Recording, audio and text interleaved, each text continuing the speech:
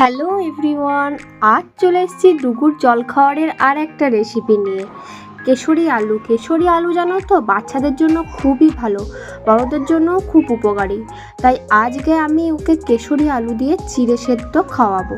তো চলো কেমন করে বানাই তোমাদের দেখিয়ে দিই। কেশরি আলু কেটে নিয়ে ইন্ডাকশনে জল বসিয়ে দিয়েছি। জলটা গরম হলেই কেশরি আলুগুলো ওর মধ্যে দিয়ে দেবো।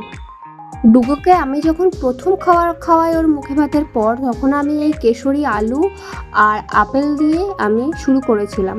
প্রথম ওকে আমি একটা করেই দিতাম, এখন আমি 2 রকম 3 রকম করে মিক্সিং করে খাওয়াই।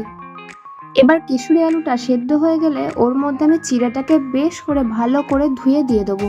আমি ডুগুকে ফাইন চিড়েটা খাওয়াই, ফাইন চিড়েটা যেন তো নোংরা কম থাকে, খুব ফ্রেশ থাকে, ওই জন্য আমি ওই চিড়েটাই ওর জন্য নিয়ে আসি।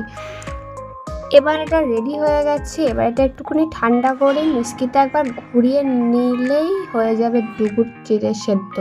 তো আজ ছিল আমার এই ভিডিওটা, কেমন লাগলো অবশ্যই কমেন্ট করে জানিও। টাটা।